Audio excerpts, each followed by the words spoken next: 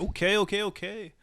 Welcome, everybody. We're here with the NUPL Week 3 recap. We're going to go through a few highlight games and then potentially touch on some of the Week 4 stuff. With me today, I've got Dr. Blow, and Rabia's in call too, but he's kind of AFK right now, so he may pop in a little bit. Yeah, I killed But him. yeah, Dr. Blow, what game you want to get started with? Which game? We should probably start with the first set. And there were a couple good games, but this T Nunez Fish game was very cool. It came down to the last turn. So probably Yeah. start there. All right, so we've got Fish and Nemone and T. Nunez. Can you guys see okay? Yes. All Yeah, right. I can see. Yeah. Let's get it twisted. You can yell at me to pause or something. No. So first off, like looking at this matchup, now that we're a couple of turns deep into it, this looks like a team that could be adequately prepped for rain. I mean, I think Slowbro plus Dragalgia is relatively nice counterplay. Magnazone could be doing good things too, but it definitely looks shaky. So Yeah. it's kind of interesting to see how this will play out. Also, that's the most obvious Scarf Show of all time. Looking at this team, Yeah, Yes. definitely. at least to me.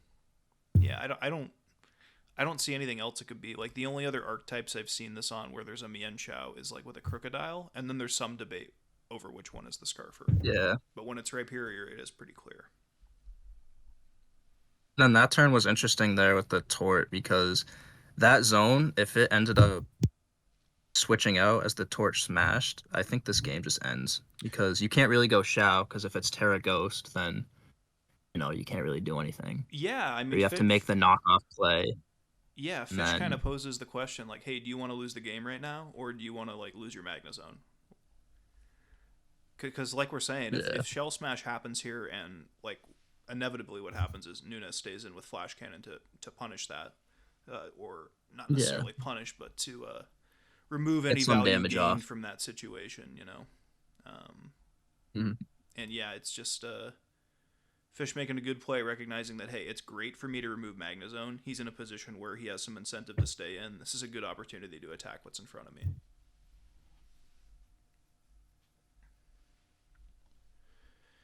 And this drag comes in. T spikes, which is also super nice in this matchup. Yeah, Adding this on is to like the the first matchup I've seen T Spikes actually be useful in. Like they're definitely starting to like amp up in usefulness a little bit. There was a period there where every team had a grounded poison, and now we're starting to see people get a little more adventurous. But if I remember correctly, they proved to be very annoying.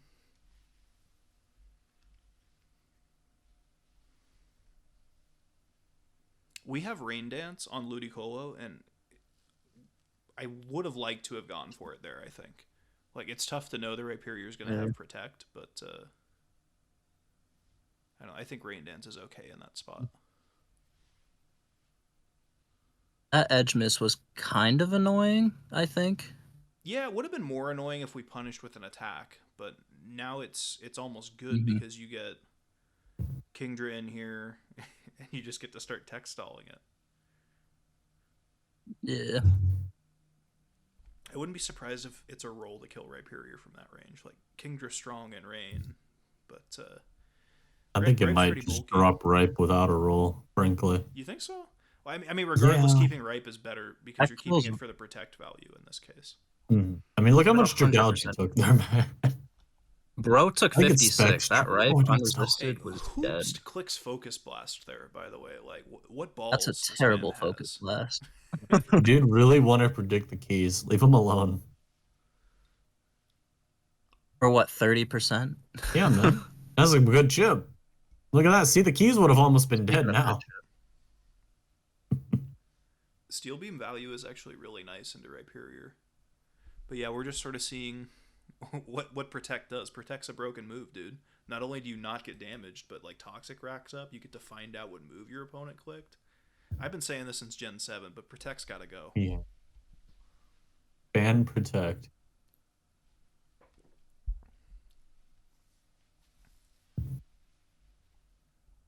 I mean, how many times did he click it?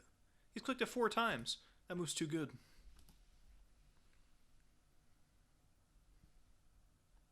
Goodbye, Talon Flame. And now we're just in this endgame situation where Mien is faster than everything, but it really shouldn't be able to KO the two things that are left. Um, so there's this weird dynamic here where we go Torterra and we're Terra Ghost. Like in this position, the Mien Shao, like it could knock off predicting a Terra Ghost, but he's probably just U-turning, right? And I think as Yeah. the Torterra user, you have to Terra Ghost if you're going to go Torterra here. Like you're kind of committing to this idea. Mm. But instead, we get this I don't know sort the of Thundy Terra fight. Actually, no, because you still wouldn't even. Yeah, you should always Terra Ghost first. yeah, to do it on turn 21 just doesn't make a whole heck of a lot of sense to me. Like Thundy's Terra is steel, so it's not like it's helpful here. But Yeah. I don't know, the Ghost Terra is obviously Unless you don't want to pointless. lose to Scarf Edge. But Scarf Edge was never winning there. Well, I mean Scarf Edge, you. Oh, I see what you're saying. Yeah. But we were kind of talking in the team chat, and I think even better than going Tort and like even forcing the issue against Mien Chao is like you could have just gone Thunderous on this turn, and if they Stone Edge, you can just smash, or not even smash, just attack the Rhyperior, and like you're probably fine. Like I say probably because that line you would potentially lose if there's a like an ice move on this Mien Chao and you don't have your Terra. But I don't know. I kind of like just going Thunderous, clicking Thunder. When Rhyperior is a fairy type, you're picking. So I kind of like your odds in that spot. Unless it's Lightning Rod. Unless it's Lightning Rod, but I don't think it is. Like every I don't time, feel every like time it's- I've used Terra Water Rhyperior, I'm just like they're gonna give me the credit here. They're not gonna Volt Switch. They're gonna think it's Lightning Yeah. Rod. It just never happens. But yeah, anyways, I've kind of spoiled it, but this Thunder ends up hitting and OHKOing the Mien Chao. So Fish pulls one out with his own 70% hit. The Focus Blast hit earlier. It's only fair the Thunder hits at the end of the game. Mm-hmm. But yeah, kind of an interesting display of what Rain can do versus a team that, honestly has some natural counterplay to it. And one thing we're seeing with Rain that I think isn't always true of Sun is that traditional Scarfers are enough speed control to deal with some aspects of it. Like this Mien Chao was fast enough to deal with Torterra. Under like Webb's conditions, it's fast enough to deal with all the other sweepers. So there's definitely a little more counterplay to be had against Rain using like more traditional offensive tools, I think. Or at least stuff that people aren't exploring as of yet. Yeah. All right, who we got next on the list? Next, I was gonna say Finch Bughouse from that same. Yeah, so this is also Diance's and Absol's. So team preview, anything of note other than that the teams are bleh? Spikes are gonna get traded. That's about all I can really do from preview. Two Garboders gonna get busy, Yeah, and I guess Moosh looks pretty good too. yeah, with the Mush could be tank. cool. Like, it's always interesting to see whether the Skuntank ends up dying first or the Musharna starts making progress. The Electros has like an unlosable matchup is probably the main point. Right? Yeah. I mean, Oh yeah, the Electros set. I forgot it's both drains. Yeah. The Yes. set that I've seen Crazy. most often is like knock, T-bolt, and then, your last two. And in this type of game, that's just really free progress. 'Cause the only thing that would check you decently otherwise is like, I guess, Clef. And when it loses Eviolite, it's just not. yeah, and that's one of the few uses you kind of see out of knockoff in Black White. I mean, you occasionally see it on Girder, but I think Electros is probably the other most common knockoff user now. Very insightful commentary from me in the chat. Electrons. Yes, actually. So, I mean, we haven't pointed this out yet, but Bughouse does have the nickname advantage, so clearly we should be He does. expecting him to win this game. Oh, and Mandy with the knock. Oh my goodness, yes. We've got knock galore in this game. I don't exactly remember what the prep conversation was, but I think Bughouse was expecting definitely something on the bulkier side, like a Garbodor Mandibuzz type of team, like something similar to what he brought, honestly. He was kind of expecting to face.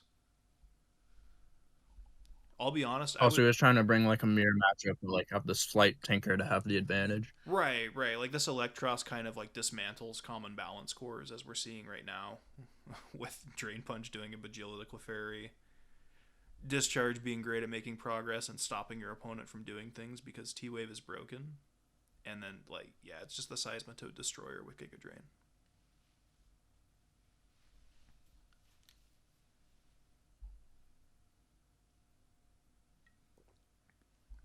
Bughouse showing some nice discipline here on turn 18, not getting reckless and letting the Electros take a gunk.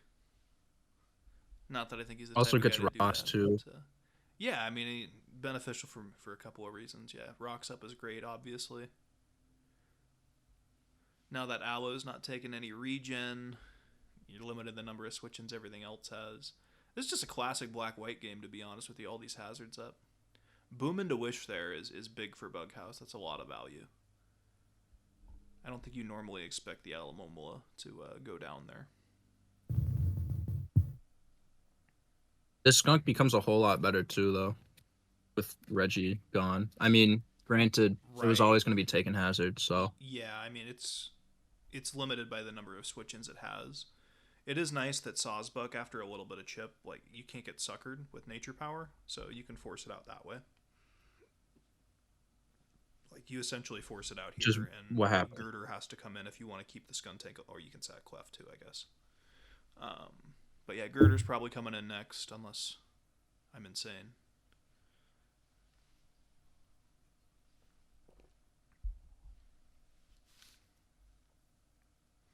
I don't know if I'm just not running the right EVs on my Musharna, but I swear Girder's paybacks always do more than that to mine. It's possible I'm running some sort of weird skill issue. modest set. Or my opponents are using max attack Girder. That's probably more likely.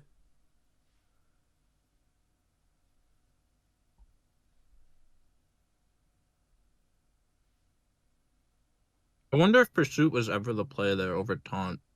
I think when you don't see lefties, you have to assume Mental Herb on Musharna. So he's probably just like trying not to lose the turn. But you're right. I don't know if it's always better or not. Because you're getting T-Waved essentially unless it misses. Well, then why wouldn't you just crunch? Switching in, you know? No. I think Crunch is probably the correct play for the same reason you say. It's like it does the most damage. Nothing switches in for free. But it was looking bleak at that point anyways. Because your Skuntank's dead to hazards. It gets forced out by Sawsbuck. If that happens, then you've got, Musharna at a decent chunk to take on the Girder. And Doomsday Blue, the Electros, always has Seismitoad's number.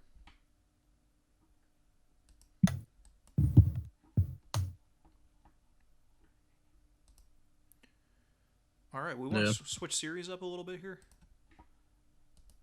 Yeah, also for reference, the Diancies did win that series pretty handily. 7-3. Yeah, some of the games weren't super clean, but it was nice to win convincingly. ZS Wadley. Let's get it. ZS Wadley. ZS Wadley, we gonna go there? Yeah, sure. Oh, the Ice Horse game. And a Vapor. There was a lot of Vaporeon and a lot of Ditto seeing use in SV this week. I hate ZS's team. It's just so slow. Yes. Right? Like fastest Montalon and then like Espeon? I don't know. Definitely seems like you're gonna really struggle to hit them before they hit you. Like he's got tanks. And he gets super fortunate the first 7 turns. Like he crits the EQ and then a questionable Sludge Bomb. But then he crits the bomb and then dodges the seed, which is like, okay, it's one of these games.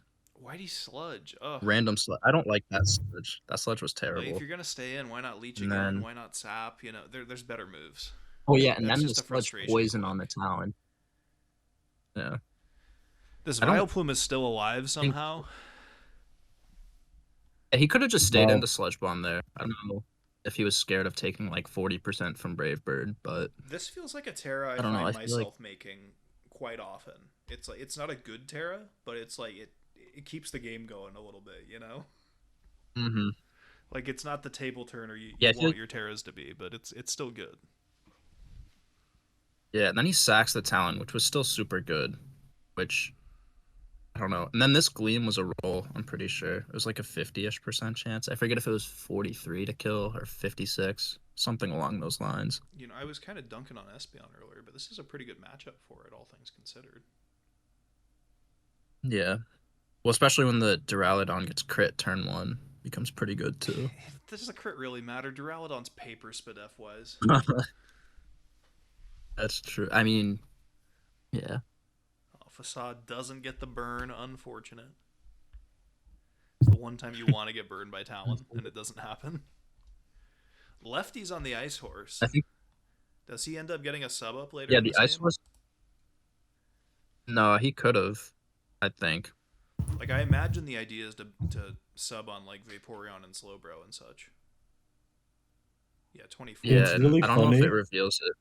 I passed him a EV spread that contested the Vaporeon speed, and I think he ended up going something else, or there was another, or the Yeah, it was, Vapo had speed creep. Regardless, I just found it really funny to see Vapo manage So to you're saying outrun on the Mon that less. tops out at 174 speed, Yeah, you somehow made it hit 156? Jesus, man. no, Jolly well, the other max thing is, speed. Like, I understand you can do it. It's just like, did you ever stop to think whether or not you should? No, of course not. Why would I ever well, stop the to other, think that? I think ZS also said it was sub CM on the Vapo, so Ah. I don't know how much speed that had. It probably still Oh, good point. outsped. It probably does run a little bit Yeah. more. It's probably max, to be honest with you. Because, like, you want to outspeed Modest Friendship Toxtricity and the 61. things that creep it to 250. I don't think the Glass actually had any attack. That could be. It wasn't really doing a lot at +2, so I'd buy that.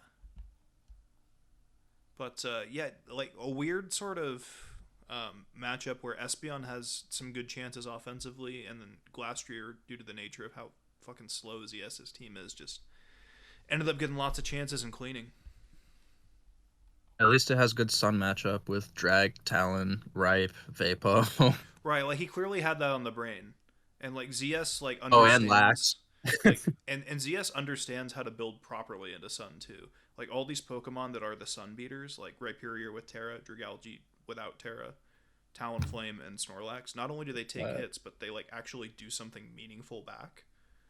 Like Lax Mhm. can, try to body slam Para things. Rhyperior gets Okos with Edge and Earthquake. Like Dragalge's getting damage off with Sludge and Draco. It's it's a team that, while it does seem over prepared for Sun, almost to a fault. Like I think the Snorlax could probably afford to be something different.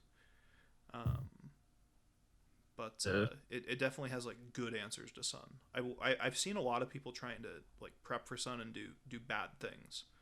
Like before we started recording, we were talking a little bit about the Scarf Talonflame we saw. Oh yeah. And it's just like there are things that You want to like, bring that up? yeah, that could beat Sun, but it's like that's probably not the best way to do it, buddy. That's such a hindrance. All right, what do we got next on the agenda? We can go if you want to continue with the set. You can Yeah, do my which game series is versus. that? So there. We're in It's the Plumes Cubone's. Vivs. Oh no, we're in the Plumes Vivs. Okay, so you want to do Dr. Blow next? Yeah, we Dr. can do Blow in the that. Tooth. The The two. doctor versus the dentist, if you will. The doctor versus the dentist. The Decidueye Wo-Chin sequence in this battle broke my brain. Dude, no, It would was it would so be better funny. if we could like overlay the live NU tournament discussion chat, because people were like, "Oh my god, dude, Decidueye boosting only to lose to Woe," and then you'll see Yeah, I why that's looked at it comical after. later. Oh, dude. Everyone's like, And "Why then is he just staying take in?" And then screenshots it's of it, just edit them in. So out of true. all the like passive bulkier teams that I've seen from people, I do like the use of Sylveon on this team from Toother. I think that its protect Mhm. plus the momentum grabbing opportunities you have between things like flip turn, volt switch, and U turn is the way to play balance. It's like you're gonna get some turns wrong. You're gonna have to make some mid grounds.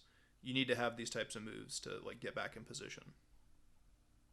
And I don't know, we're definitely seeing a positional battle a little bit here early in the game. I was not expecting NP on this Yeah. Rotom at all, and when it came out, I was No, just me like, neither. I think this turn 7 is a lot. There was a lot of chatter about it, and you can kind of see here that Yeah. both players ticked down for a good amount of time. What was running through your head here, man? Like, how'd you decide on Slowbro?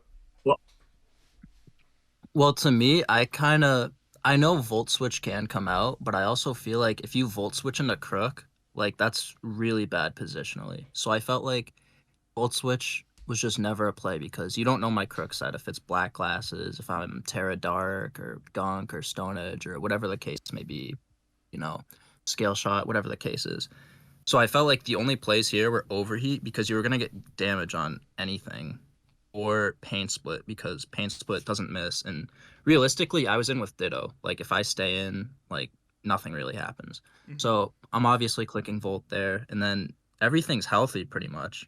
And if I do go Crook, you at least get damage, right? And then you can go Woach. But if I go Talon, that's still good because you can still just NP again, or you can still just Volt or whatever. And then really, I went Slowbro because I thought Overheat was probably coming out to try sniping Crook. Or if Pain Split came out, I can still at least threaten with Scald. And I probably force, a Volt switch there, and then I can decide what to sack. Or I don't reveal it this game, but the bro was Terra Dragon. So I Gotcha. just felt like Volt wasn't really a good click. Like even if I go zone there, like Volt into zone, like you don't really gain a lot. So I feel like Volt was just it seems risky going slow bro, but I feel like Volt was more risky than me going slow bro first and then regenning off whatever I see. See, it's interesting to me that you say that Volt into Crook is so punishing because at the time when I was watching the game, I was like, there can't really be a much better team than Toothers to deal with Crook when everything's at full HP. So I was almost Oh, okay with keeping the saying, Rotom low, I mean, okay. So you because do have Rotom's so that good this going. game. Yeah, because it beats Talon, it beats Zone, it beats Decidueye, it Volts on Bro, even if, I can still scald it for damage, like you can get out of there. And then my Ditto's gonna do like nothing in return. So you want to keep Rotom healthy, I feel. Right. No. Okay. I So think I think when going you through factor keeps that it. in, it definitely tips the scales in your favor. Like a lot of what you said about the incomplete information and having to accommodate like a variety of crook sets. Like I think that's some really good chatter that people could learn from about how to kind of deal with these mixed strategy situations because you're often not going for the best play. You're going for like a middle ground play. Like in this situation, best play from Yeah. Toother is Volt, right? Like Well, I think it's in this scenario. Pain Split Oh, Pain Split. on this turn because you don't miss, and Right. Oh, right. I Everything's at can't full really punish HP. that. Right. Everything's at full HP. Yeah. Worst case, you're getting Ditto back in on Volt or something, and playing turns. Yeah. No, I see what you're saying. Exactly. But yeah, the incomplete information, and then what you're saying about like Rotom being so valuable to him that he's not willing to really mess around and find himself in a bad spot. I think those are kind of good. Like trying to understand the motivations of both players. That's kind of it's a big turn early on in the game. Like if this is a ladder Yeah. match, you can lose this match if you just hard crook on overheat or something. So Yeah. I And it think was still risky on my end because if he does Volt for whatever reason, then Lycan becomes a problem. So right, it was right. still risky. And I say mixed strategy because like to me it's really not clear whether you should overheat or Volt, and I think long run you should probably do. Like if you played 100 games and got the same spot on turn 7, you should probably click both moves a fair bit. Mm. So it really is just sort of deciding based on the information you have at the time how likely you think your opponent is to do something. And I think you came to the correct conclusion that he didn't want to play turns after Volting. He wanted to either make progress with Rotom or keep it healthy. So overheat or Pain Split are more likely. And I think that's Of course, I knew it was set too because of Ditto. So that also kind of like I knew right, it wasn't right. Wisp. I was mad at you at the time because I've seen other players like when they get the Ditto information, they'll like drop the set info so everybody watching the game has the info, and I was like, shame on Dr. Blow for this one, dude. Because I knew I don't turn know, one as well. like you could probably read it Like from team flag on this preview with ball. this team, but I don't know. It's still nice to confirm. Oh yeah, All right, well, here's the beginning of the end for the tooth. the tooth. Oh yeah, so I went. Obviously, I got the broke in on the Rotom, and I happened to intimidate the Woach, and then found a perfect opportunity to, tap Is it. the point of this set specifically for Wo Chien? Like what?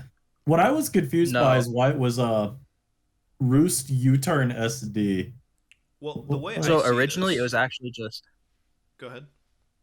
Want to go? Okay, I can go. Really, it was Shackle, Roost, U-turn. I had Defog Talon, and I had this as Cloak. I mean, I think I got knocked. So it was kind of like my Slowbro answer, and I could switch it into like other stuff too, just Scald in general. If Bro Terras, I don't actually beat it. So I was like, okay. It was more of SD was thrown on. Originally, I was actually gonna try sniping Talon with Imprison, make it Terra Fire, which is kind of a cool tech. But I ended up landing on SD, and from testing, I actually liked it too because I ran into a Vileplume. So you kind of just Leech Seed block it. You can't get poisoned. Sludge does like 20. So I ended up just rolling with it. And then once I loaded into Wochian, I thought it was the funniest thing because like I could I mean, this team Wochian matches up super well into this, but I can at least like Leech Seed block and then U-turn for like 40 into Talon or whatever, and then like I could at least play around it. But with the Intim, just the way it worked out, I was able to trap it and just kill it from there. Yeah, I mean, I don't Which think Toother ever really no one recovers. expects SD U-turn. Right. Yeah. No, I recall this being, what is it, Landorus and like Black White? The people have run this before, SDU turn, and people get mad about it. Like every time it comes up, people will naturally sort of rage about it because there's a little bit of anti synergy going on there. You know. Yeah. I've But seen U-turn a was lot also of just SD for U-turn Incin this gen though. That's what it is. SDU turn Ensign. Okay, that's what I'm thinking of. the U-turn synergy is also really good on this team with Ditto because Decidueye is pretty slow, and then if they set up, because Decidueye is pretty fat, then you just go into Ditto and then you get the boost. Sure, I lied. I wasn't thinking So of it was Ensign. like I was thinking of SD thrown Scizor. on instead of, you know, Yeah. U-turn No. SD. Like that, it's not intended to snipe Woach. It just happened to work that way. Right. Especially when you've got Covert Cloak on it. It looks like it's just the Scald Absorber, and like the U-turn's just for Yeah, pivoting. which So it is. yeah. Yeah. No, I really like Decidueye right now. I think if it didn't have the PU tag next to it, I'd be using it more frequently. But it's found its Yeah, way onto exactly. one of my teams I brought and a team that I haven't brought yet too. So I'm pretty big on Decige. It's kind of cool. I think Decision Bramble are really, I think they're really good right now. They're underexplored, but Hmm. they fit on a lot of comps. So Yeah, I'm definitely experimenting a little more with Bramble Gas, trying to see. I don't know, just how bad the defensive sets are, I guess, because I don't like defensive at all. Run band I like CB. or spikes. What, like, yeah, when I say defensive, I mean max speed, max HP spikes. Like I'm not running that Fizz Def Oh garbage. yeah, fans. Yeah. Okay, good. Thank gosh.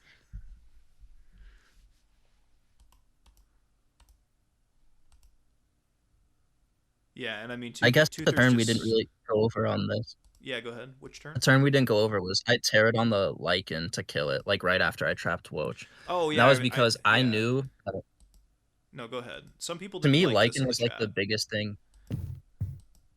Well, there were two things I knew. One, from turn one, Flygon's not rocks. So in my head, this Lycan's probably like Life Orb rocks or something. So I know if I kill it, I'm not playing with rocks, which is obviously like super good.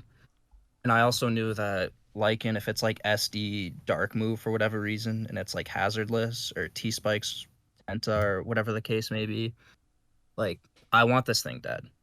That was like the number one priority. And I thought Crook's Tarot was probably the best this game because it helped versus Sylveon. And like, even though I lose out on the Rotom thing, I felt decent with Rotom being at 50 something percent right now. That eventually I'd be able to chip it into Crook range. And obviously you're never clicking like people don't run Psychic Fangs anyways, but you're not clicking it with a bro there. So I thought it was super safe. Sure, sure. So, how confident were you that the Lycan Rock was the rocker and not the Flygon? Well, I knew from turn one that it was Scarf Gone with no rocks. So this is literally the only thing that can learn rocks. So Oh, it was oh, either oh! You're saying you hazardless knew because of or the Ditto. My mistake. Yeah. Okay, I thought it was So that's like just a. using information I you thought it was got like a read, but to no, you knew. no. Okay. So yeah, Yeah, Life no. Orb Brock's Lycan. By the way, I find this happens with a lot of my Lycanroc teams. It's like you can't really fit another Stealth Rocker on reasonably without it being like Flygon. So it ends up just like falling on the Lycanroc, and I don't know. I feel like it's a hindrance to these teams sometimes, but it works. It's just it's not my favorite thing in the world. But kind of hearing your thought process and talk about this now, I do sort of just like this idea of getting the Lycanroc out. Mhm. Like if only for the reason that of the things that could potentially beat your team, like it's the one that has the best chance on his side. Yeah. Unless it's like a CM Sylveon with like some random Terra, but I feel like it would get locked in with the coverage and then not be able to, you know. Yeah, and I mean, even if it is CM, you can still respond relatively late with Magnezone and still be okay. No. Yeah, and Ditto if it gets weakened, Mm-hmm. all that. Crit kind of stinks because this Tenta was gonna die and then Rocks would have stayed up, but I don't think it really mattered in the long run. That is. The Sylveon reveals Cute Charm, which is hilarious, but I think it's the best ability right now, dude. I don't like Hyper Voice. That being said, I've never had cute term be the yeah, correct gender in game. It's always the wrong one. But and actually proc. Yeah. not only is it the right gender, but it procs the first hit too. Yeah, that's wild. hmm And Bro's also super good now with Woach trapped, so just kind of throw off Scald, psychic noises. Yeah, I think in the NU Discord at this point we were just saying this is just going to be a long con bro win at this point with Wochien and Lycanroc Yeah. dead. I mean, obviously the Rotoms, there's still some counterplay, but it's uphill from here for Toother. hmm And just random Volt Switch U-turn pivots, chains, and then eventually I Volt on a Flygon U-turning. Yeah, and like eventually you can always just stay in with Slowbro too. Like you're not taking a million from Volt, so eventually you could just Yeah, I take just didn't one want and to risk scald. You crit. know. Right, right. Yeah, after Yeah. taking the U-turn, you don't want to stay in on the off chance they crit, but yeah. That's why I felt like if he EQ'd on zone, like, cool. You It's know? like take it, dude. Like I can just go bro after or my own Flygon Ditto or Talon or whatever.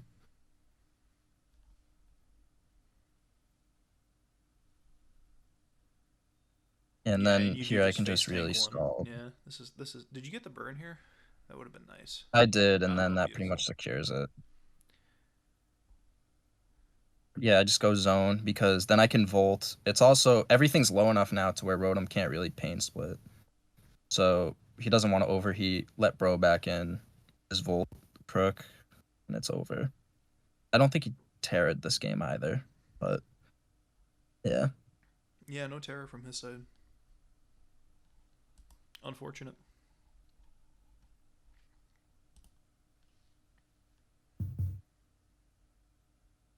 Okay, do we want to hop series and maybe do some? We got one more SV game Yeah, on I the was gonna hop list. series. Yeah, let's take a look at the BB Costa and Stories game. Sure. I'm not even sure if that's how you say his name, but like the 13 looks like a B to me, so I've been saying BB. It's Yeah, definitely that's probably B13 what it is. Costa. B13? All Like a right. bingo name. B13? Oh, this game. Okay.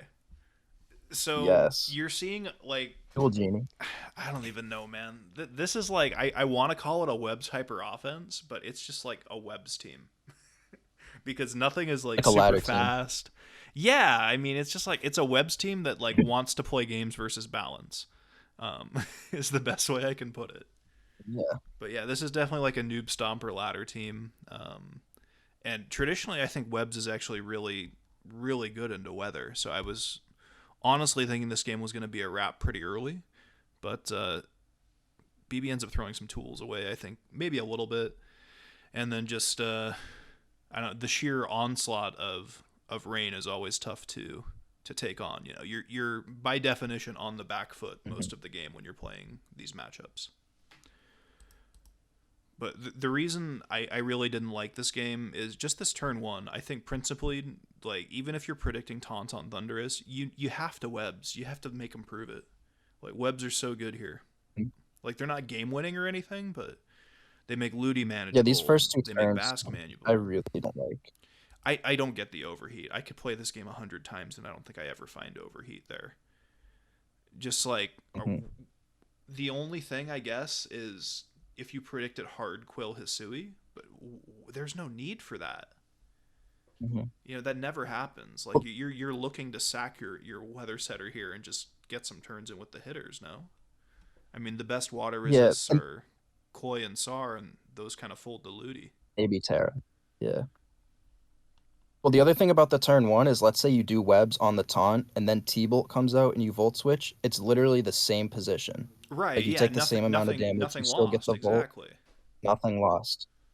And honestly, a lot of the times with like HO leads, like thinking back to all the, I'm gonna sound ancient here, but all the like lead Archeops games I played versus like Zatu and stuff like that. Old. It's like you really do just kind of have to think of that. Like, is my situation any different if I click taunt here? And a lot of the time it's just not. So I don't know.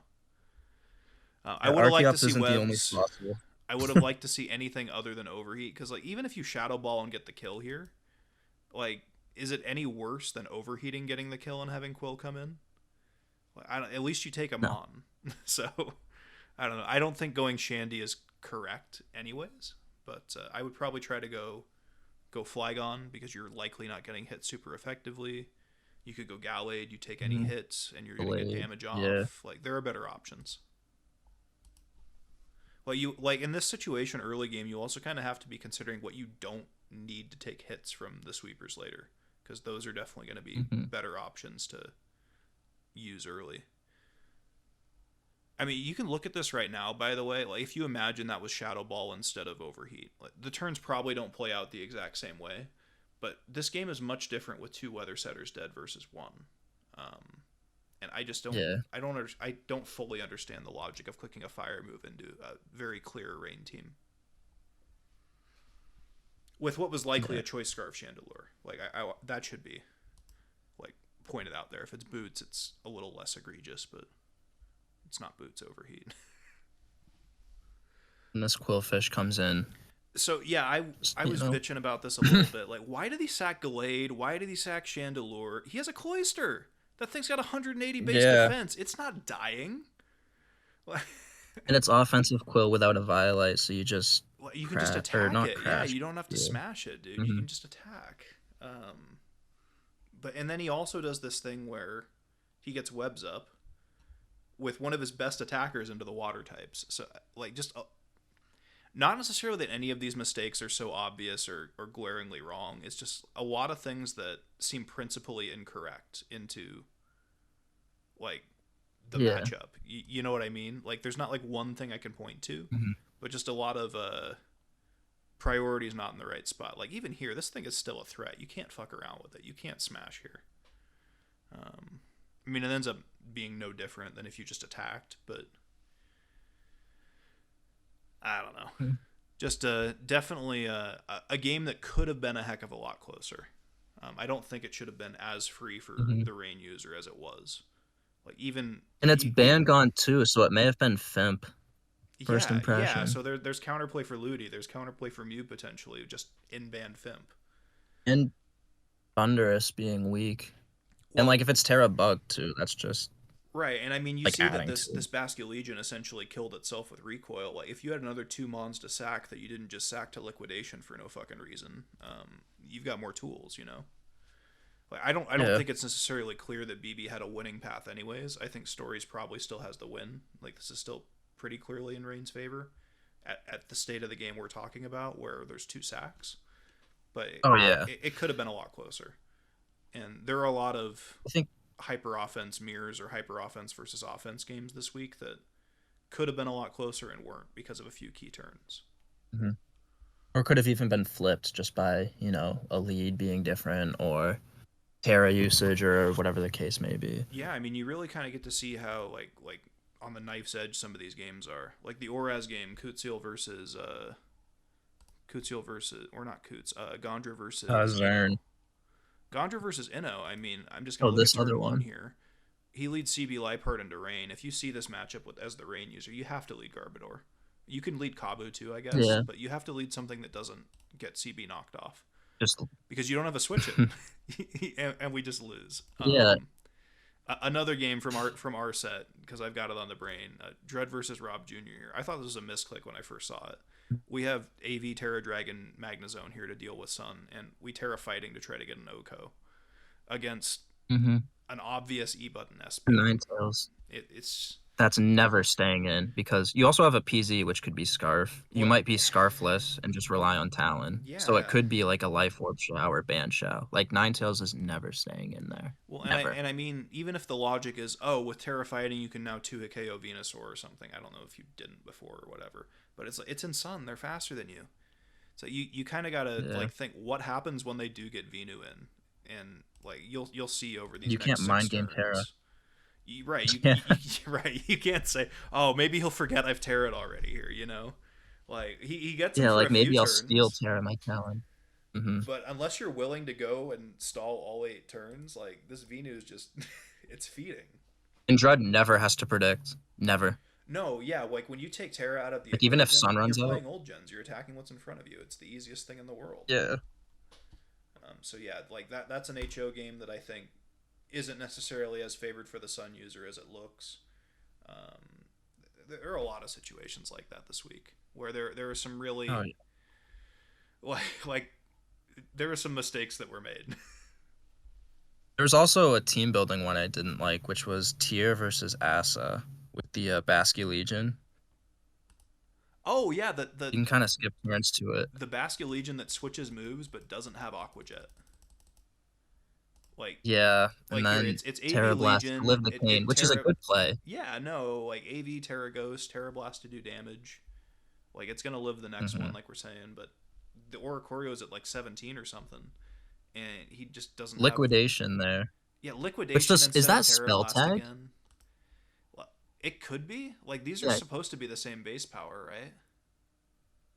No, liquidation's stronger, right? Isn't it 85? Oh, I guess you're right. Yeah, 85 versus 80. 85 versus 80. Yeah, so That's liquidation clearly should be spell stronger. tag, so So it's spell tag. So why clearly ever just click? fished for a defense drop instead of trying to go for the kill Well, just when it just did 52. right. You're doing over half. Like, why ever fish for a defense drop?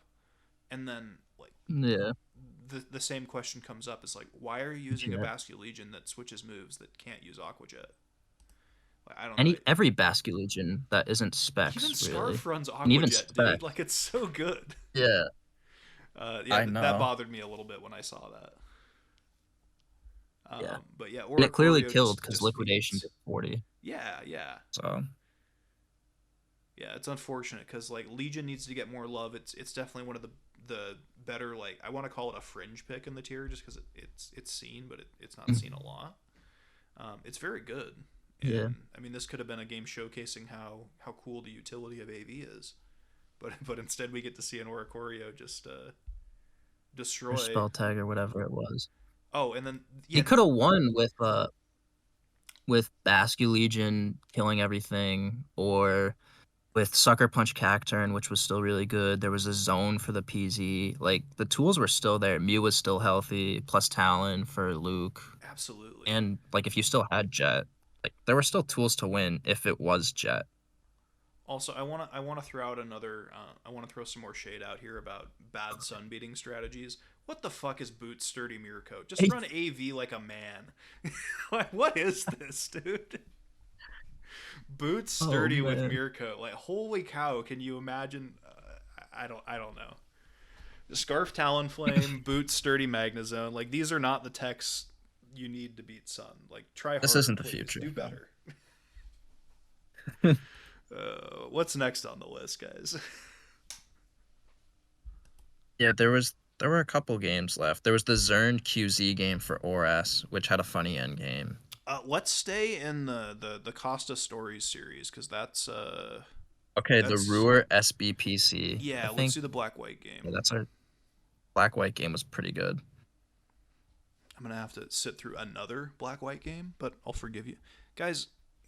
to the viewers, I'm sorry that you have to see so much Garbodor and Seismith. They're the ugliest fucking Pokemon, but they run this tier, man.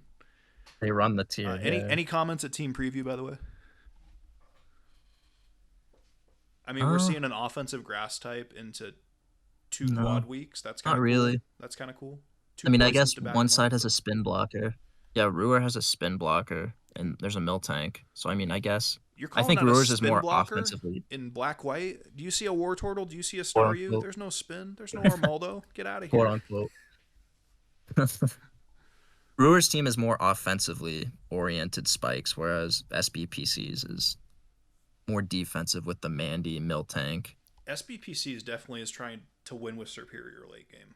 It doesn't look like a team Yes. that, like, it has some staying power, but it doesn't win games that it sticks around a long time unless superior wins. Exactly. That's my limited understanding of black white at work right here, so I could be dead wrong, but I don't like Great play from necessarily. Ruhr there. Yeah, I mean, I don't like trying to get Serp in early anyways, but a good punish from Ruhr there to get Garbodor in and get an attack off. Gunking there instead of Spike, definitely noteworthy, I suppose. Mm-hmm. Holy sock, dude! I missed this Pokemon. Yeah. Dude, I just saw the Magnezone with Sturdy. I assume the sock was Sturdy because of that. That's so funny. It was just what, moldy EQ? It's funny you say right? that because there was definitely some chatter in the tournament discussion channel about never ever ever using Sturdy sock, and the only time I've seen it used it was an accident. But like at the same time, yeah. Sturdy's very good in other gens. Like in Oraz, I mean, I made my living off a Sturdy sock in XY, dude. Like the Shetty team had a Sturdy sock. That was my everything check with Sturdy. This sequence right here also happens in every black and white game at some point. Peak black white. Two Garbodors duking it out. I take it Ruhr wins with the superior down. Just like positionally speaking, this seems tough to make progress with the attackers you have versus the Pokemon that are left on Ruhr's side. And then the Miltank takes 1,000,000 here from, I think, Gunk, Helmet, Aftermath eventually. And then it can't really switch because of hazards. Yeah, it's weird. So it's just like like really Miltank's like favored versus the. I probably would have tried to go for one milk drink here. I would have liked a little bit more HP to maybe live hazards, or you know, make it so that they can't just click fade. Or if you get a para, yeah. Yeah, So like there's if you get a Parrot, I'm para, pretty you're sure. chilling there too. Gunk through para. Well, you're not chilling. You're gonna Yeah. be at like 40 after Aftermath, but you're chilling. Yeah. If nothing else, you make That's the smart. Kangaskhan take more on double edge recoil. It could be meaningful. Mm-hmm. But at this point, Kangaskhan's doing Kangaskhan things.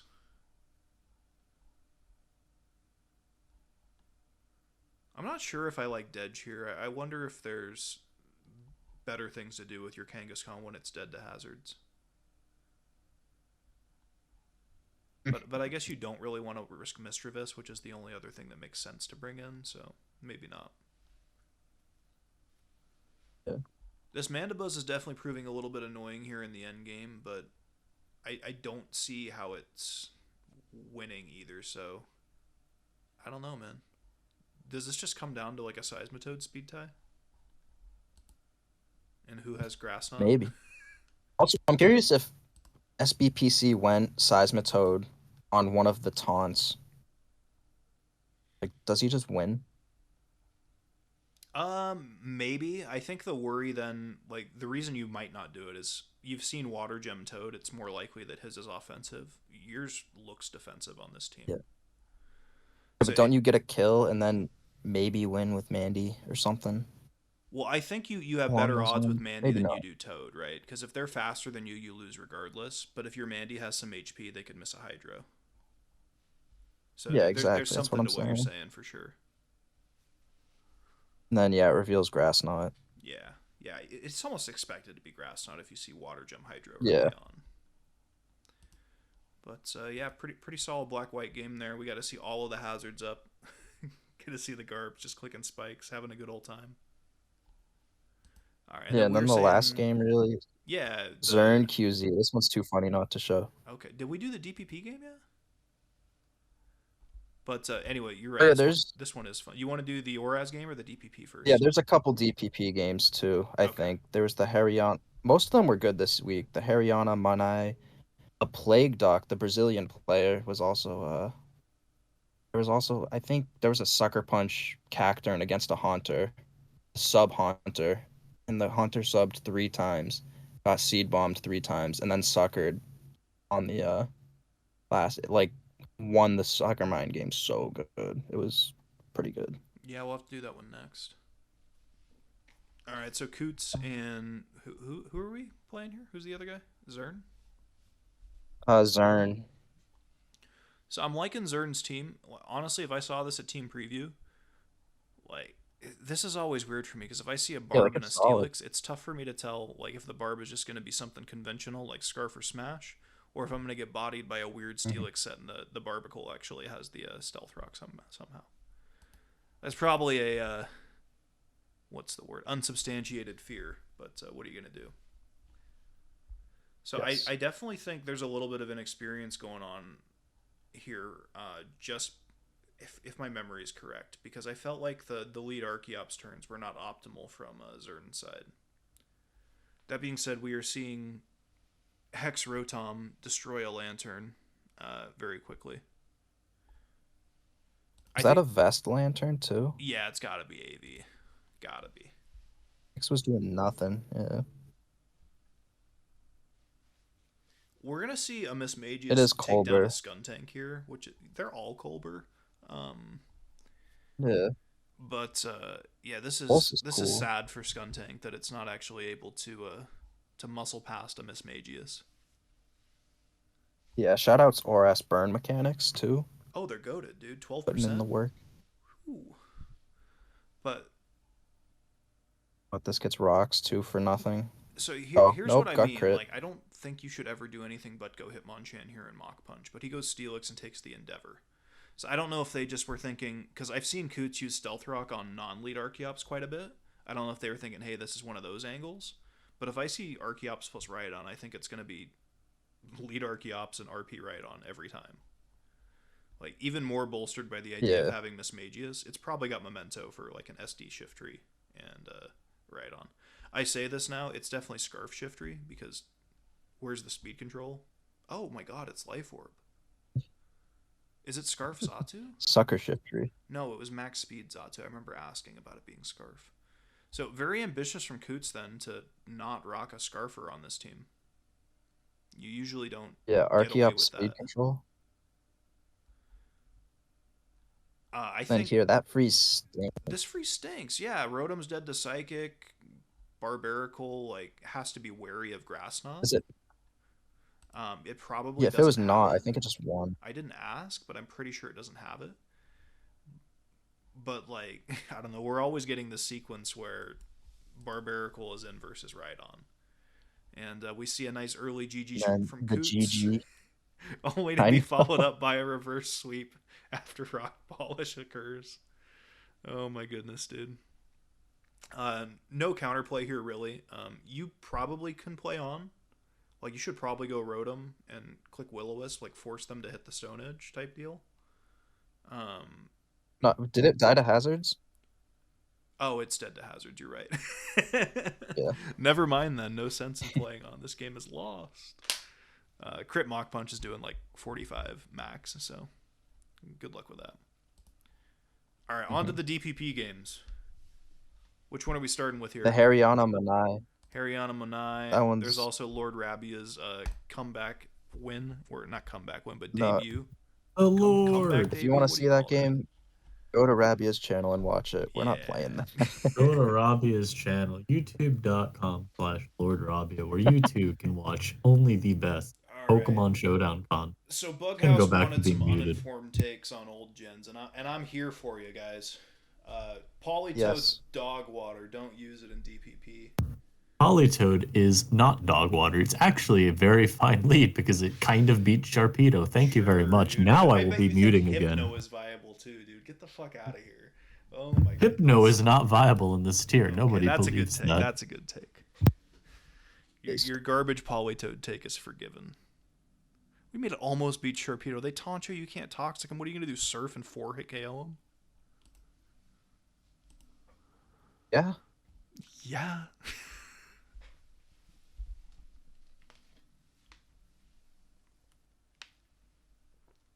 Joe Lopez getting up a spike. Cacturne and Loki, my favorite DPP and Umon. Cacturne and Sandslash are both very good guys. Yeah, Cacturne, that's in. I think it's Jabba versus a Plague Doc.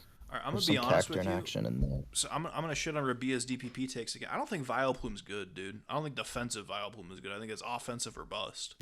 Vileplume, no matter the set in this generation, once again, very good Pokemon. Yeah, Kiyo is currently off his badge. rocker. Off his fucking So rocker. fucking badge, dude. Like, I played a bunch of DPP NU versus competent players in tests, and whenever I bring a Politoed or a Vileplume, I lose. It's just like, it's pattern recognition at this point. Skill issue? Skill issue? It Skill could very issue? well be a skill issue, but I think, you know, Here, no, here's an I important win some turn. games and I use Look what Pokemon got that aren't sent named out. Vileplume, so I don't know. Look what got sent out there. That Medicham. Remember that.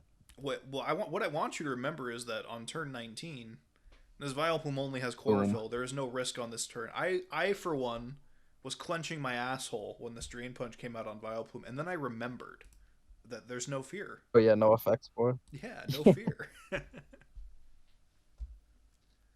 And Haunter comes out on the double edge. Based. Yeah, Haunter honestly feels relatively free there too into Tauros, because if they're gonna predict another like resist, like all the moves that hit Haunter are bad to click there. Yeah. Especially in front of a Medicham Oh, of course. that just revealed Drain Punch.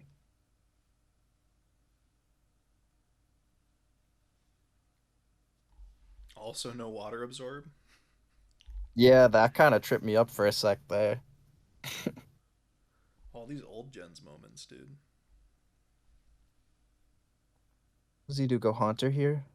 Oh no. Nah, he lets him take the Cacturne. Yeah, no, it's fine. You go into that after, and then what, it gets pursued, right? Yeah. But doesn't this pursuit let in the Medicham that wins the game? Oh no. It does, and then he tries to sack something, and then it reveals Sub. Sub Kinda to spoiled punish it, the but- sack. Oh, that's beautiful. Monai's got to be just And then- himself right now at turn 30. Oh my. Drain Punch. Skuntank. Dead. Was Skunk not Sucker, or was he predicting Bulk Up? Yeah, I don't Frank know, Josh but saying yeah, he this Medi misclicked, just- so must have had Sucker, Oh. just didn't click. Yeah. So yeah, I mean, this game could probably be won by CB Tauros still. Like, EQ probably is cleaning. Like, if not EQ, you've got Double Edge. Double Edge. Yeah. Plus, Like, it's Yeah. tough with Aftermath Skunk still, but like good odds for Tauros at that point if you kill the or break. there was the a sub. Reggie Rock at 46, maybe, that could have handled Skunk, or at least forced it out to where. Takes a hit, booms know. on something. You know, there's chances. It's not clear from here. So would have liked to see it. Unfortunate that the misclick occurs, but a fun No, but DPP that was just a game cool nonetheless, Medi game. where Politoed and Vileplume lose as they rightfully should. All right, we got another good Yeah, one and then- here. Plague Plague Doc, Doc and one. Java. That was the one I liked. Shout out to Team Brazil. All right, thoughts on team preview? Team preview. Nice.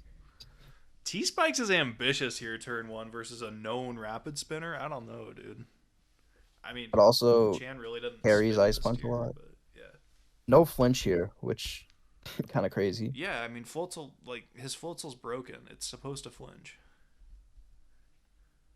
Yeah, I will say that's not a great trade. The T Spike for 60% just for the Needle Queen to come out and then get rid of the T Spike. Yeah, all of this seems... Just some Hitmon Nido action. All this seems a little short-sighted. Yeah. Boom into 36 Nido. That's Boom good is- value, though. Incredibly short-sighted. This is the Cacturne action I was talking about. Some hot cack on cack action. Oh no, the flinch. What is But this? yeah, I Wait, you think- were saying there was some sucker punch Yeah, shenanigans? it like Is this the flinches game? it down. Or is that a No. different game you're talking Oh about? yeah, no, this is the game. This isn't the sequence. It is this game.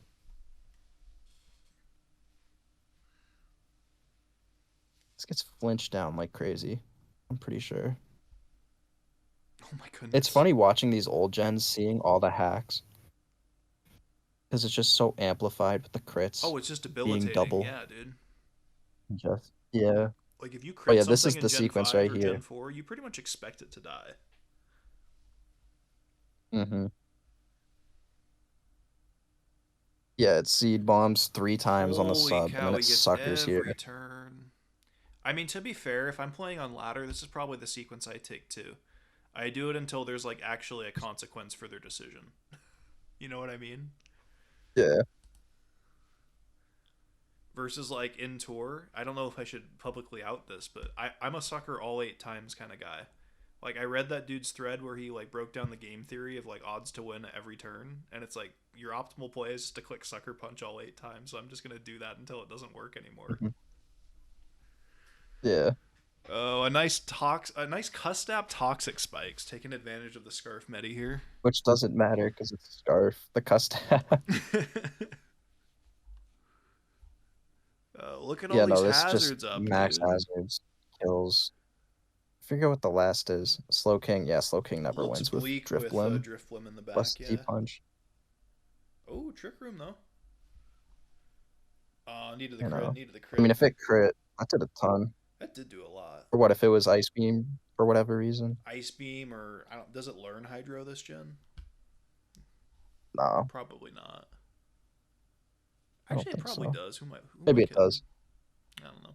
I don't know. These are the misinformed takes people come This is for. what they're looking for, dude. This is what they come to see. Exactly. All right.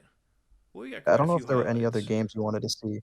Well, we haven't touched on the curse gens, SS or SM. I mean, there were a couple of games we did talk a little bit about, but I mean, the SM games weren't really that good this week, to be honest. You know, I'll be honest with you. It's very tough for me to enjoy watching SM games. I don't know how Rabia does it. They're SM is a good gen. SM is a good gen. SM is a good gen. It's a SM good is a gen. good Whoa, gen. whoa, whoa! I'm not gonna like talk It shit wasn't a on S. good week. SM's a good gen, dude. I led it for half the generation. You're welcome, by the way. You ain't lead shit. No, dude. Just SM's of the 4 good. games SM's this good. week, it was kind of. While we're here, I'll go Yeah. ahead and shout out this Lax LPZ game. This is Oh yeah, the second week this nasty tournament stall. where Lax has I don't want to call it a questionable decision, but he's definitely lost some hazard control early in the game. You can see the Zatu at 68% right now, greedily going for a Nightshade instead of a Roost. We'll see if that comes back to bite him or not. Protection gets a spike there, by the way. Like, great play. You know, Lax got to be feeling good about that. Mhm. Knocks off the EVO. Everything's Oxy going good. Yep. Everything's going good. Super Fang comes out. You gotta be scared of Braybird now. And oh my god, he did it again. Oh my god. And then watch the. Oh no, the Zatu goes down. You've got a stall game with Zatu dead versus Down goes Zatu. with the Mega Glalie and a Seismitoad left. And there was a Palo there too. like, yes, there's a Palo, there's a Pukumuku, honestly there's an Articuno. There's a million things you could have gone to. Yeah. It's just This game was really funny for several reasons. The foremost of which being that this Mag Mortar had the glasses on and did not miss a single fire blast. It's well known that when Magmortar plays Well, look at Saul, the he does avatar. not miss. No, Mag Mortar at the literally avatar. turns it up to 5 million. Pretty awful. So like, fitting with It's the a little little, mag a beast. little poor on the sequencing there. If you all up pummeling into the protect, you get the kill with Fire Blast the next turn. So, a little sad, but Yeah. it all works out. Also, I want everyone watching to understand, and it gets said in game chat eventually, but if this Mag Mortar was taunt, the game was literally over right there, because he just taunts the Maldino. He doesn't even have to burn the Terra fight like you did, and there's nothing Lax can do. He Yeah. is lost. Yeah, the game just ends. Yeah. Lax may have unironically forfeited within the next 20 turns just to save himself the time. All right, I'm gonna save us the time. We don't need to watch the rest of this. Yeah, exactly. We're not sitting through this. Hey, just man. gets the spike up, rocks. I mean, LPZ's just got T-bolt. like a team that's naturally pretty good into stall. He's got a lot of hitters, a lot of things that force them to react defensively. You know, you're never able to proactively get your stealth rock by Spikes. getting Palisand in. You're clicking Roost every time you're in with your defensive walls. There was a para here on Articuno that made things very, very difficult, not going to lie. Like, if you don't T-Bolt para the Articuno, this game is still winnable for Lax. Yeah. Because as you're seeing, like, due to the nature of stall, like, even though Glalie fucking great, like, you're going to be able to outlast, survive, or whatever the slogan is, dude. Why not all of the above? Yeah, why not? But I'll save you some What more I'm time saying, here. dude.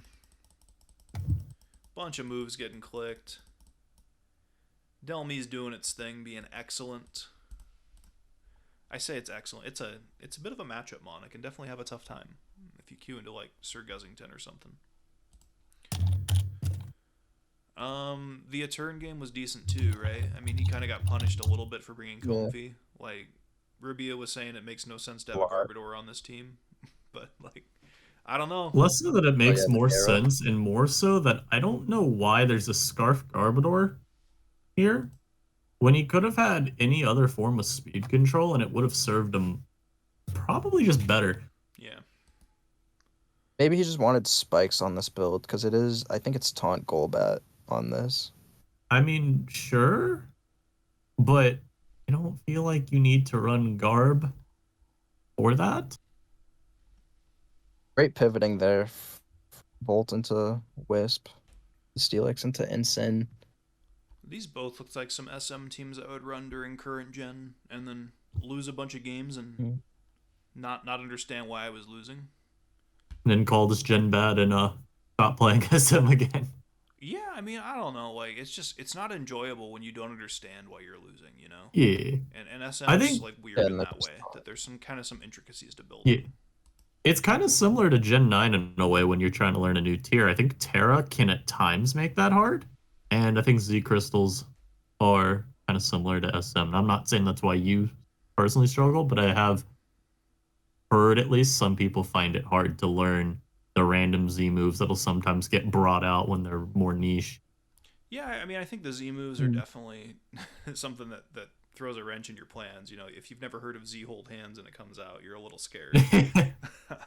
El Momento to Z hold hands Charizard, man. That set is diabolical. I think the bigger thing for me is I didn't really pay attention to the metagame development around like the T-Spikes Delphox phase. I don't know which Guzzlord teams fit on which Guzzlord sets rather fit on which compositions. So like I'll frequently be like, this looks like a CB Guzz, and then I'll get Draco'd and die. This was a terrible turn by Eternally, by the way. And I think he even mentioned as much in my PMs. There was never any reason to stay in there. Goes there, yeah. It's the most telegraphed superpower or like all out pummeling, whichever he has of his life. I think he because even if he's expecting like Z ground, you still go Rotom, I think always there. It just the inset has to have a move to actually KO if that's his response. And then this seems very short-sighted getting into a Calm Mind War when not only does the Slowking already have the lead, but I mean... Well, I think this is less egregious from Eternaly's perspective because the thing is, the Comfy is not great even with Golbat out of the way. Right, it's bad. I believe his mindset was genuinely just, if I crit the Slowking, I win the game, and that's more value than I'm getting any other way with this mon. I'm not going to lie to you and say I haven't won SM games in the same way, so... Yeah. Slowking's still getting revenged and forced out even at +6 in the same exact way.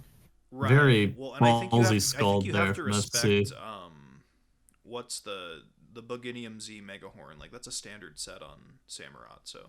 Yeah, exactly. Megahorn, period. Yeah. Or if he was Lum. That's Eternally mentioned even to me. He was like, I didn't get that Scald when he went for it as he went Fox because Samurott very easily could just be Lumberry and then you lost your Mon for no reason. Right.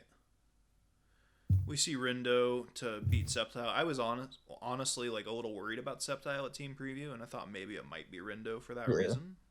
So I'm glad to see that my radar was tuned adequately and that made sense. This Garbodor hit him with the Seed Bomb. And it was wraps. Dude, I cannot find the It's Gator video where the seed bomb meme comes from. I did some diving the other day and I just couldn't You find couldn't it. find it? No, but I got a lot of It's great 2016 Gator content laddering with Joey and stuff. that So. that one's a video on, I think, on Joey's channel, maybe? Maybe it is. Dude, is that where I've got to go? Try looking for his, but it's from Black White is current gen. You know what I should do? I should just ask in Joey's Twitch chat or something. Throw that out into the void and like they'll get it for me. You know? So They I will. remember the context. It was him, Gator, and it might have been PK, he who should not be named. It's like a Dawn fan versus something last turn, right? It was a Swords Dance Celebi. Oh, it's And SD that's why he hit him with Celebi? this. This is Yeah. it. Seed bomb. I forget which video it might have even been What Are You Waiting For? Hold on, go look up for that one. That could have No, been it's not working. in that one. No way. You gotta look that That's a one. classic movie, though. If you guys haven't seen What Are You Waiting For, stop watching right now. We'll wait. Yeah, Go watch please watch that it. video and then come back. Iconic live. All right. We got Real FV13 and Gold Mason for ADV. This was a game. I kind of just wanted to talk about this because it's a good example how the lead matchup can be so important in old gens. Like in this case, we see a water type lead versus Pseudo Wudo, and it turns out it's Subtoxic Seadra, and it's just going to start feeding here for the first few turns. Like there's not a whole lot to be done from Real FV's side. Like he pivots around it appropriately, but like this Seadra just kind of gets to have its way with him. The crit helps a little bit. And Wailord's something that Wailord usually gets a ton of ADV games whenever I see it brought. So to see it just do nothing pretty much is kind of... Yeah, to see this offensive Wailord like not make progress with Boom or like not at least Exactly. bait a Haunter in or something, it's very Mhm. weird. It's not something you Weird. usually see. Yeah, so I'm not sure if this is just lead Seadra being very good into Real FV Scout and we're seeing a really good call and punish, or if it's just a matchup issue, you know? Hmm. Is that CB Hitmonchan? That did a lot. Did. I'm starting to look at Real FV's team, and surely the last is a ground type, right? Like, how else do you beat Plusle? Well, you stay tuned.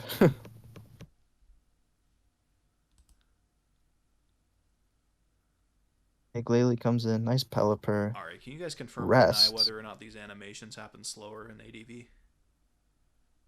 Like, I know, like, in-game, like, the animations are actually slower, but, like, I swear on this PS replayer, they're slowing it down. Do not believe you. What do you think about that Boom, by the way? Terrible. Yeah, it's kind of weird when you've got, I don't know, these 4 Mons revealed. I don't see the need to Boom. But you've got 3 unrevealed Mons.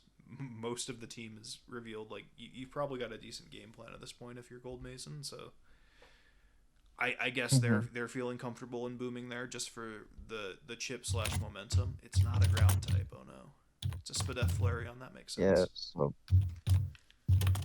Oh, go ahead and get deleted. it's Boom on. Oh, and And- there is a Plusle. Oh my, the game is over. Yep.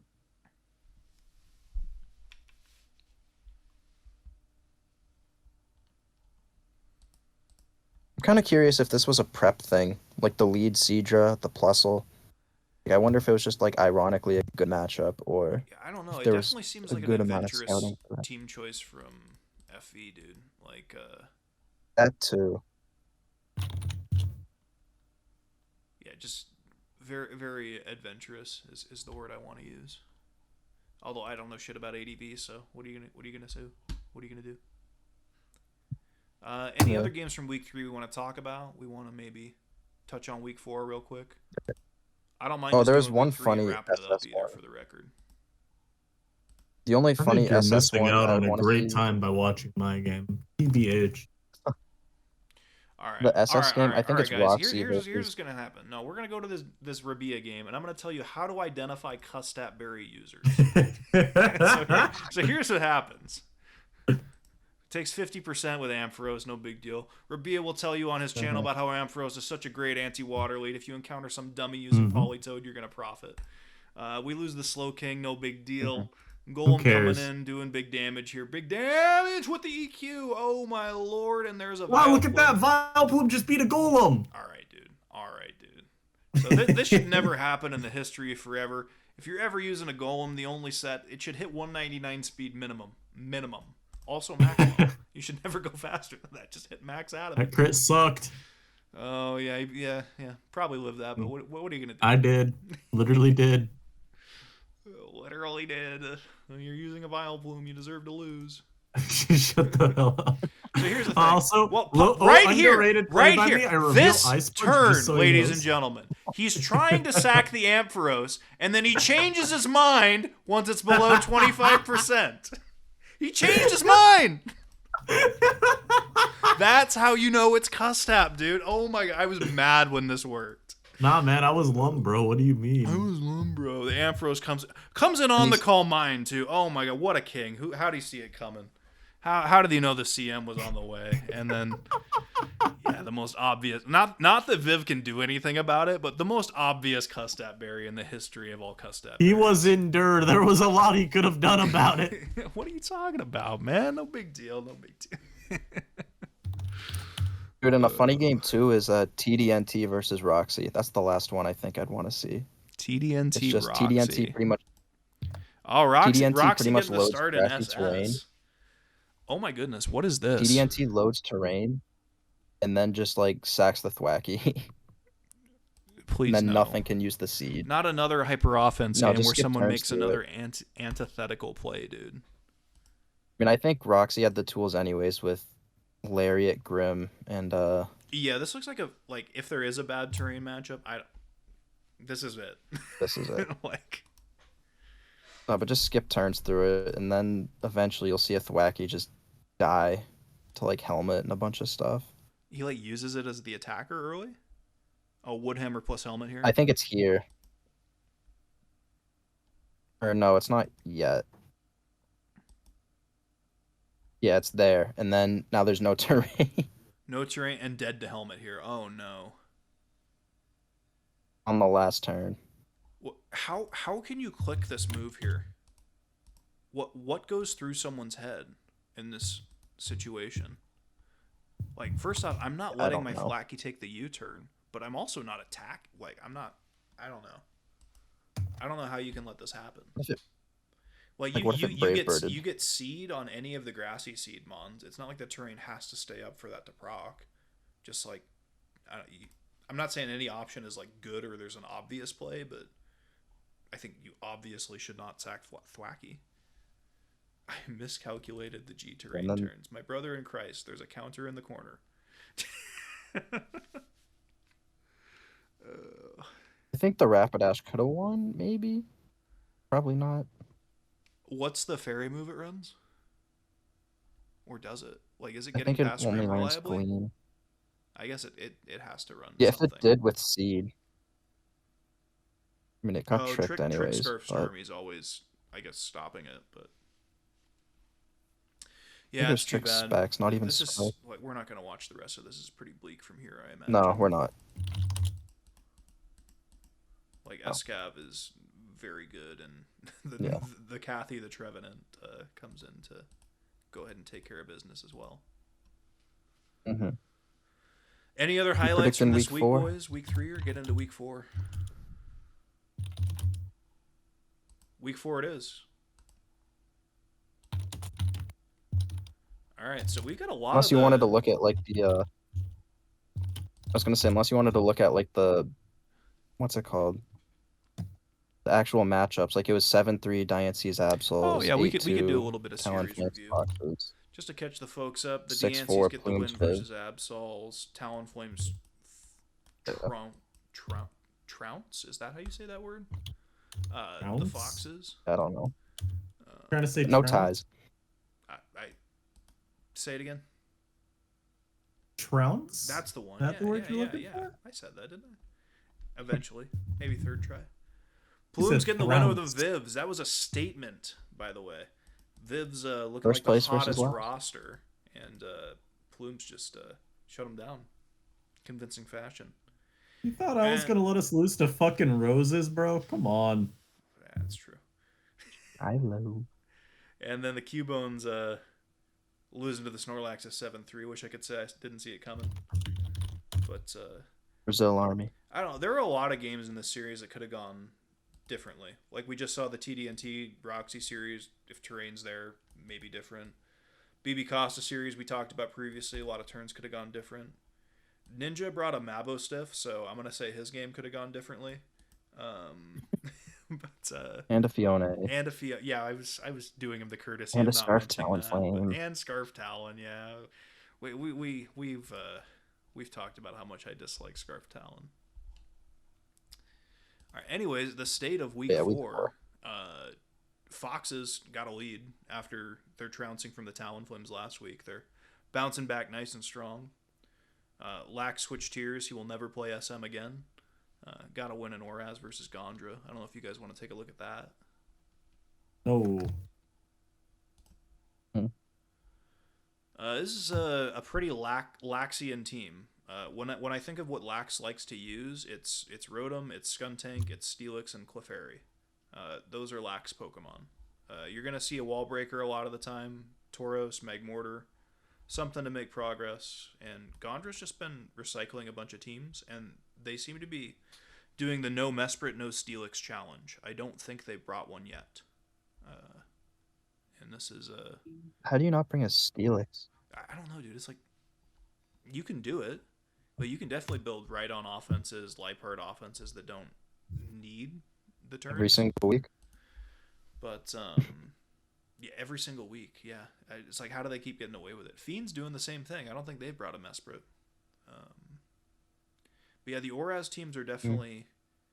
They look ancient a lot of the time. Lax's looks the most modern of these two.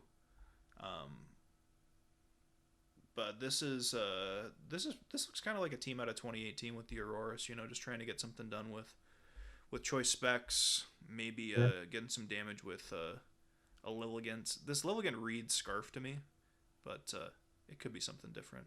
Leaf Storm, so it's Scarf Lilligant. It's definitely Scarf. Yeah. And you can kind of see that this is the issue with running things like Claydol and, to a lesser extent, Garbodor, but also Auroras and Oras. It's like, if you have matchup, they're very good, but otherwise you find yourself on the back foot and just switching around between these mediocre defensive Pokemon, and you're like, how do I get my damage? How do I get my turns back? So I dislike a lot of Aurora's teams for that reason. There's a lot of Pokemon that I've experimented with over the years that I just won't use in Oraz for this reason. Like, you can build teams, but I don't know, whenever you run into somebody with like a cohesive, well-built team, sort of like Lax has, you definitely feel it a little more.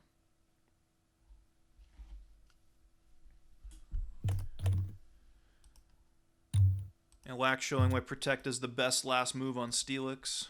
Just a straight beat a Claydol. Fucking move.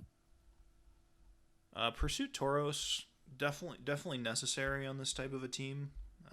You've got plenty of tools to beat right on, so I wouldn't expect Iron Tail.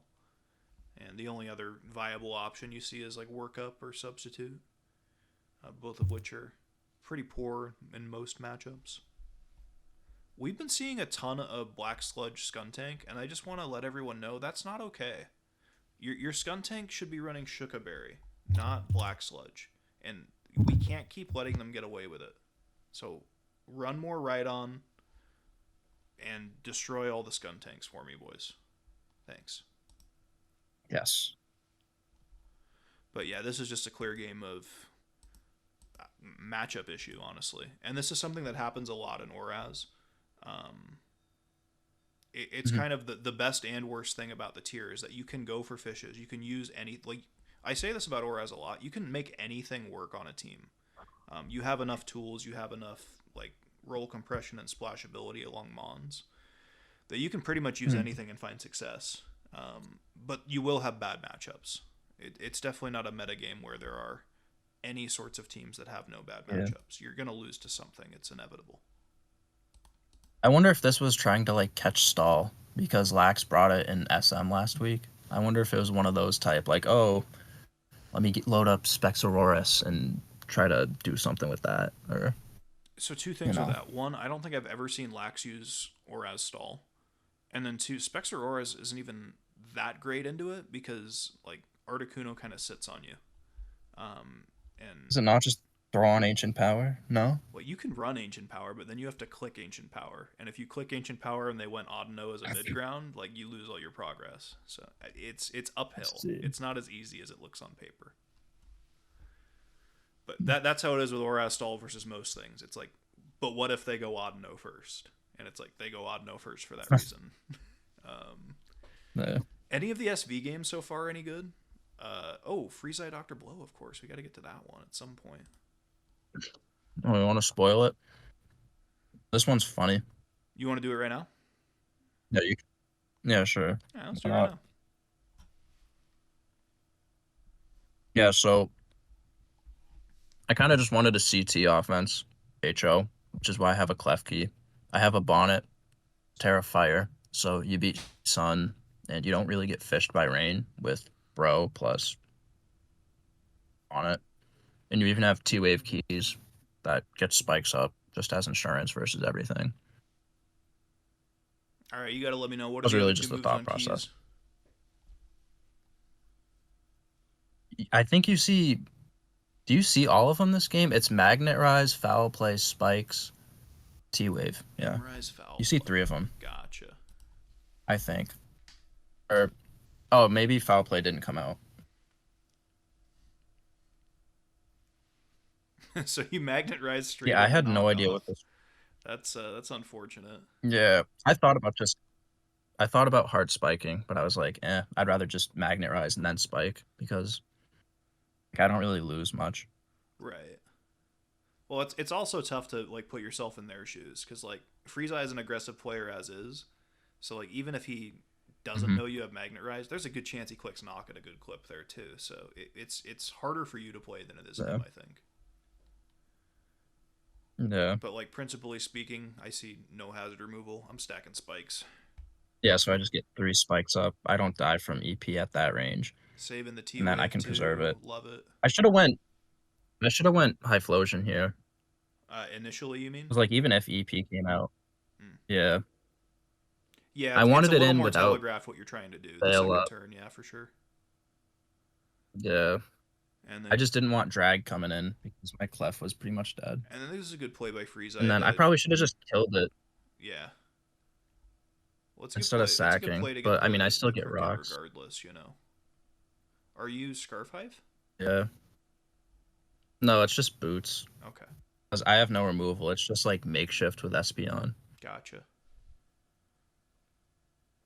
That's kind of nice though. Espeon But kind of really- like makes up for that difference you get a lot of the time with drop like running cloak on Pokemon and missing lefties and stuff. Like kind of mitigates the hazard issue.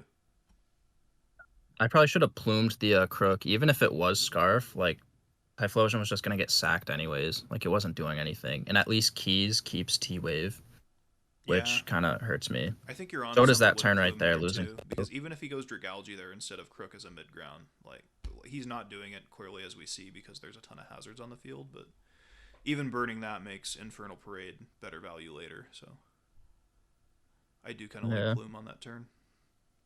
Even just taking Draco there, like, I probably could have sacked Gone. Kept Slowbro healthy to handle their Slowbro somewhat. Yeah, E-Pack Draco to get Then- the Frostmoth in was a cool turn. Unfortunately, he just goes and gets himself tricked here. Good play, good play. Yeah, although I should have saved this trick for Bro, because in my head, this Bro was just going to be, like, future sight stuff because it was eject button. And if it was, like, Terra, I was assuming it was poison, but I probably shouldn't have because there is a drag there for T-Spikes. So it could really be any Terra. And, of course, also, that's kind of a weird play, too. Like, if I thought about crunching here, but, yeah, like, I don't get why you wouldn't just sack drag instead of going hard, Bro, because if I did crunch there, that just risks the game. Mm-hmm. Yeah, And maybe a what did little- you little get? bit Like, of an maybe inaccuracy there. regen? I don't think Yeah, you even very got much the so. regen with all the layers. You actually Yeah, I lose think he 3%, lost health right? because, yeah, and then I just lose because my Bro, which you'll see, is slower, even though it's not Terra. its cloak is knocked, and then yeah. But the reason I let it get knocked is because I didn't want to lose to drum guard. Sure. It was kind of Yeah, no, this is definitely tough because you're all like, I see what you're saying. It's tough to like give CM the respect it deserves on this type of a team. I guess maybe. Yeah, because it doesn't look CM. No, yeah. When you see the E button, I definitely think more of like a T wave angle to try to give like Satitan more turns or something. Yeah, like a setup thing. Because I had it. It's funny because I built a Hail team and I had like instead of E button bro, I had SB on. Mm-hmm. It was pretty similar to this. I had like a scarf flag on, I think, or maybe it was a flag. It was similar to this, so I was like pretty familiar with how it played. It's just the bro being both fast, fairy, and eject button, just like the combo. Like I kind of just played too Yeah, it was just kind of short-sighted. the perfect storm for sure. But the slow bro haters, they're happy. Slow bro got a win. They get to see another CM bro at +5 staring down a forfeit. That's Yeah, happened a couple and of course times. it's funny too because I thought about running more speed on bro, but when you're cloak, you don't really run speed. And of course, if I was faster, even after all that, I still won. See, And I do have some speed. I had like 8, but it's funny to think if I had like 20 more EVs or maybe even like 8. Like I don't know what speed Frieze ran. Yeah, But there's definitely something to that interaction between whether you're what? Psyshock, Psychic Noise, how much speed you have, what terror you have. Like Yeah. the intricacies of the slow brother mirror are not only are they not super well understood, they're intricate. They're intricacies. Tier's team is pretty cool here. Yeah, this tier Ryu game is cool. I love Trick Room. It's something that I've felt would be good for a while now, but haven't really found a 6 I liked. And I like this 6. this 6 looks cool. Yeah, I think you get the best of what you have to offer. Like Diance's a monster in Trick Room, Golurk's a monster, Crab is incredibly tough to switch in, and you're just like enabling Bonnet in lots of cool ways. And Bonnet's of course good outside too, a sucker. That's always nice. Helps your weather matchup if Like there's Band ever... Gone would just shred the. Yeah. Yeah, weather. You're pretty good with Diancie and Golurk and Mew taking a hit. Right. I mean, if you can get your speed Like, you're control up, if you get your Trick Room up, you're decent. fine versus weather regardless. Because if nothing else, you're burning 5 of their turns Yeah. with your turns.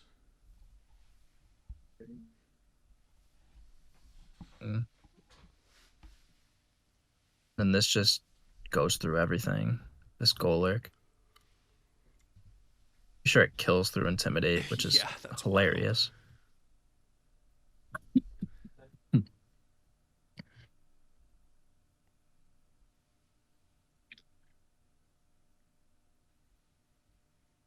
And then And Pom Pom comes in. It's funny because I thought the stand was bad, and then I remembered it had no guard. I was like, oh. Yeah, if you could miss here, this would definitely be a little more risky. Honestly, I'm surprised it's doing 58. But Yeah, me too. 61, my bad. I think that's offensive Pom Pom though. It's almost certainly offensive.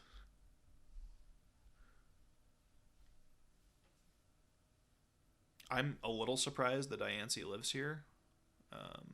Every Diancie No, I know plays- that Calc. Remember when we played in NUCL, the Terra Water from offensive didn't kill? Oh, okay. See, I was gonna say every time I So feel I like knew the I've Terra Ground. I encountered think this, the I play died. there. Maybe I'm thinking of a time I got. I think the Terra play there Steel was on. actually to non-Terra Quiver. I think you non-Terra Quiver there instead of hard Rev Dance. And then you can Terra and like Roost spam on Meteor Beam. And then you're in the same spot, but you're at +2. Does that make sense? Yeah. You're trying to get the most optimal setup conditions with Ori. And you would be able to kill it with Rev Dance there. I like what you're saying about Raw Quiver too, because you kind of have this working knowledge that it's Meteor Beam, not Diamond Storm. So there's a little bit more of a like they have to get the turn right type deal, and they're not gonna. You're always trick rooming first because if they Terra Rev Dance or whatever, or just Terra Quiver and you like Meteor Beam, you don't have your speed control. Like you can't revenge it. So trick room's always coming out there.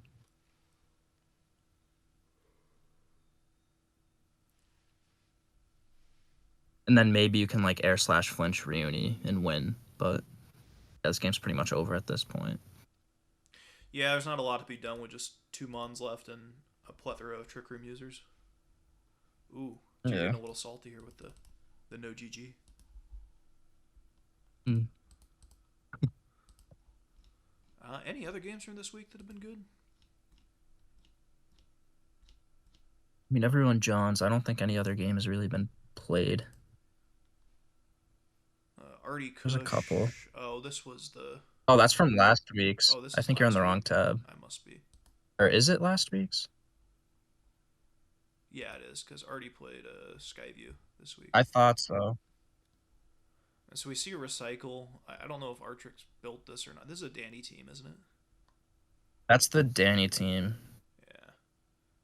Which is that the Brazilian army? Is that the Cubans? I think so, yeah. Let's give this one Because a that's watch. probably I the don't thought remember this process was game. probably let's not lose to offense or cheese because they don't bring balance at all. Well, So and when they just do load bring Ditto balance, Umbreon. it's fucking weird. They throw like 2 random Pokemon that don't I love belong on Slash. there. Yeah, like Alolan Sandslash or whatever. Yeah, it's just weird. Watch live right there. Yeah, that's big to do 80 and not 81. Yeah. Game probably goes a lot differently if that thing doesn't drop right there. No Terra to live it either. Okay, a solid EQ. Oh yeah, I remember seeing that play, the EQ on the expected first impression. That kind of, I think that was way too risky. Like I feel like Klefki's super good because I don't see any removal on Danny's end right now, but it also switches into Umbreon super easily, like at 100%, and Plume. Like it just gets hazards. And Like, it's so good. And like, how good is Thundy really? Like, it's a fine mid ground to go Thundy there. Yeah, Thundy accomplishes the same. And if a banded Stone Edge comes out, then you go Klefki after, Yeah. you know? Yeah, Or your Crocodile you've got play later. go from there. Like, that was just a really...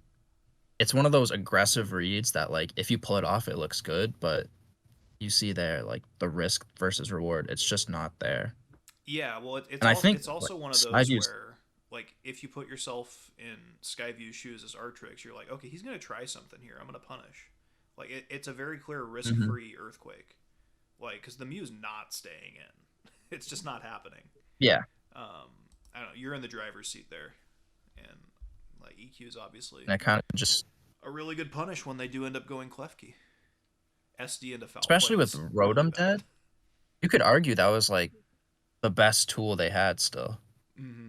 Like, the best overall value. Like, getting up 3 spikes in this game, super good for Ditto, Umbreon, probably Lefty's Mew. Like, yeah.